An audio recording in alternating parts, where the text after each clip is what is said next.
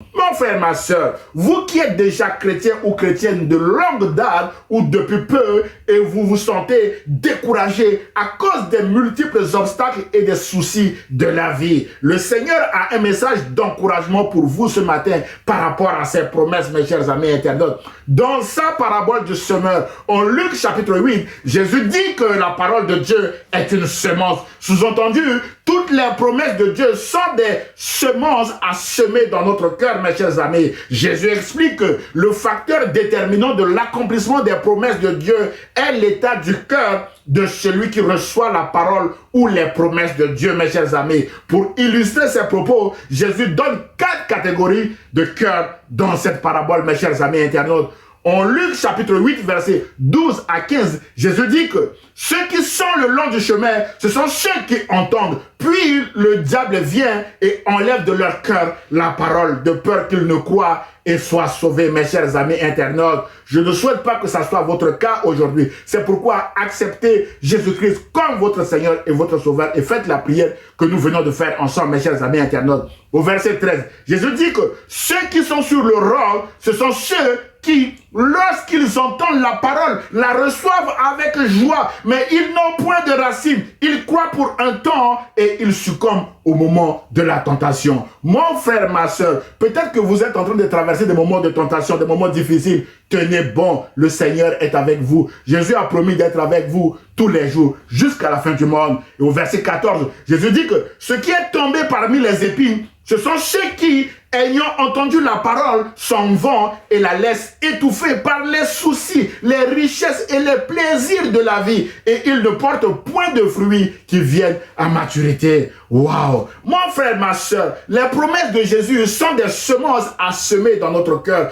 De ce fait, nous ne pouvons pas porter du fruit si notre cœur est classé parmi les 3 catégories de personnes précédentes, mes chers amis internautes. Pour nous encourager dans cette parabole, Jésus donne la 4e et dernière catégorie de personnes en disant « Ce qui est tombé dans la bonne terre, ce sont ceux qui, ayant entendu la parole avec un cœur honnête et bon, la retiennent. » Il faut retenir la parole et porte du fruit avec persévérance. On souligne avec persévérance. Voilà la catégorie de personnes à laquelle Jésus veut que nous appartenons, mes chers amis internautes. Et Jésus termine cette parabole en s'exclamant que celui qui a des oreilles pour entendre, entende, mes chers amis internautes.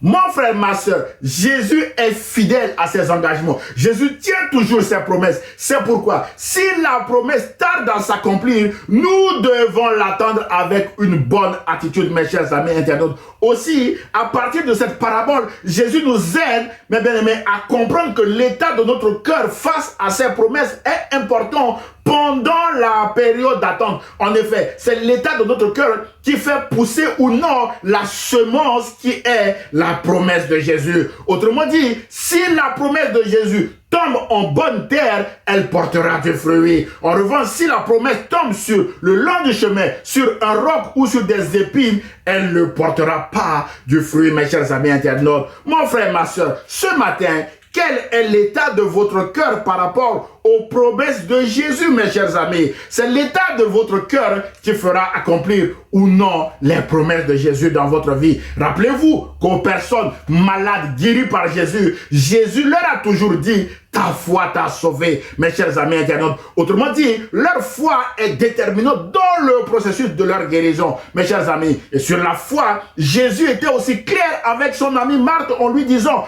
en Jean chapitre 11, verset 40, que si tu crois, tu verras la gloire de Dieu. Sous-entendu, Marthe, si vous ne croyez pas, ça va bloquer et vous ne verrez pas la gloire de Dieu. Mon frère, ma soeur, il est vrai que l'accomplissement des promesses de Dieu passe parfois par des épreuves, des obstacles et des difficultés de tout genre parce que l'œuvre de Dieu attire toujours l'ennemi, mes chers amis internautes. Mais la bonne nouvelle est que Jésus nous encourage à marcher avec lui par la foi en gardant sa parole ou ses promesses dans nos cœurs, à y croire et à persévérer, mes chers amis internautes. C'est alors que nous porterons du fruit et nous témoignerons autour de nous que Jésus tient ses promesses, mes chers amis internautes.